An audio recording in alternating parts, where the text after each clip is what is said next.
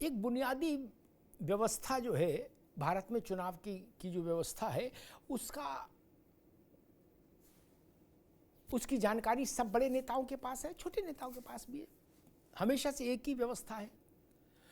आचार संहिता लागू होते ही यानी चुनाव के कार्यक्रम की घोषणा के साथ ही तत्काल प्रभाव से चुनाव वाले इलाके में जो ब्यूरोक्रेसी है, कार्यपालिका है, वो चुनाव आयोग के अधीन हो जाती है। सरकार रामलाल की हो, श्यामलाल की हो, पर उसके अधीन नहीं रहती।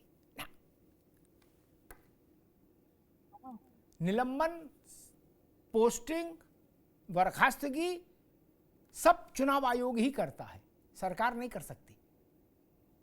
ना महाराष्ट्र में एकनाथ शिंदे कर सकते थे, ना यहां हेमंत कर सकते थे झारखंड में, ना योगी जी कर सकते थे उत्तर प्रदेश में। फिर भाई आप हंगामा क्यों कर रहे हो? आचार संहिता नहीं लगी होती तो ये बात समझ में आती थी कि भाई सरकार ने पुलिस को इशारा कर दिया।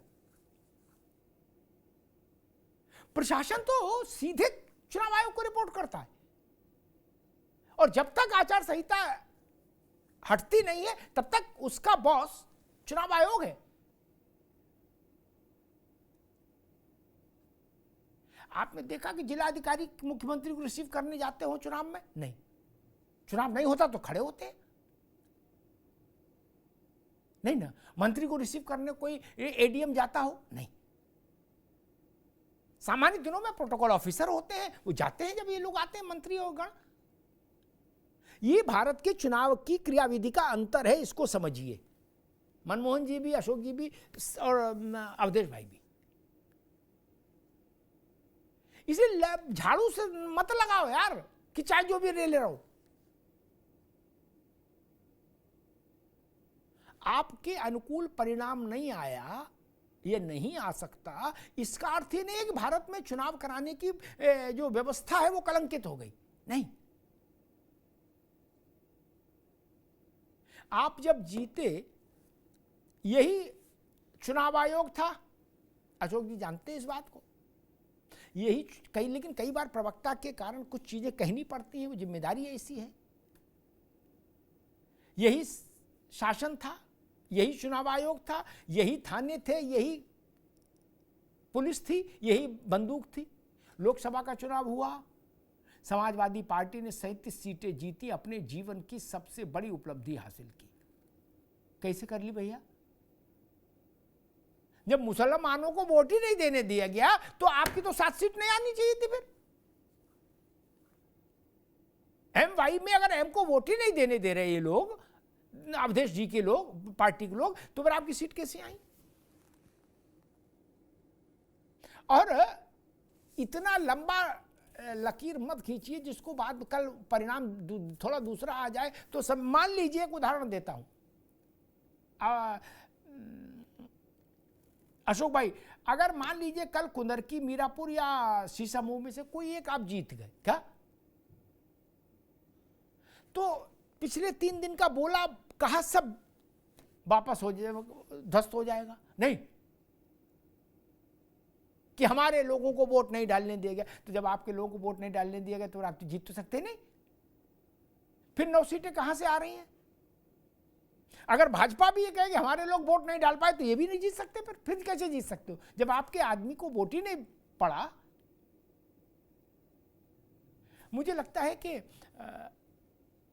चुनाव से पहले, आचार संहिता से पहले शासन की भूमिका होती है प्रशासन में, और वो विधिसम्मत भूमिका है। पॉलिटिकल गवर्नमेंट जो है, राजनीतिक सत्ता जो है, वो सर्वोच्च है। मुख्यमंत्री हेड ऑफ द एग्जीक्यूटिव है स्टेट का, प्रधानमंत्री हेड ऑफ द एग्जीक्यूटिव है देश का। किसी को मुख्यमंत्री ना पसंद हो, अशोक जी 15-16 का 15 का समय रहा होगा, अखिलेश जी की सरकार थी उत्तर प्रदेश में, और दिल्ली में मोदी जी आ गए थे। एक कार्यक्रम में हमको भाषण देना था, वो भी थे, अखिलेश जी भी थे। क्या मालूम मैंने क्या कहा था? मैंने कहा था कि किसी को अच्छा लगे या खराब लगे, प्रदेश का चेहरा मुख्यमंत्री होने के नाते अखिलेश यादव और देश का चेहरा प्रधानमंत्री होने के नाते नरेंद्र मोदी। क्या मेरे लिए लोकतंत्र का मतलब यही है।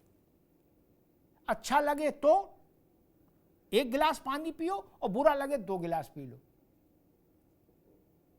मेरे लिए यही है। मैं इसीलिए जनता के द्वारा चुने हुए मुख्यमंत्री और प्रधानमंत्री के संदर्भ में कभी सस्ती और हल्की टिप्पणी नहीं करता। ये उनका अपमान नहीं है, ये जनता का अपमान है जिसने माथे पर तिलक लगाया है। राज तिलक जनता करती है भाई। कोई परिवार करता है क्या? नहीं। कोई पार्टी कर सकती है? नहीं। कोई मोहल्ला कर सकता है? नहीं। कोई एक बिरादरी कर सकती है? नहीं। कल जो भी परिणाम आए उसे लोकतंत्र की विजय के रूप में स्वीकार किया जाना चाहिए। चुनाव आएंगे जाएंगे, लोकतंत्र अक्षुण्ण रहना चाहिए, उसकी मर्यादा, उसकी गरिमा अक्षुण्ण रहनी चाहिए। मैं सिर्फ इतना ही निवेदन करूंगा।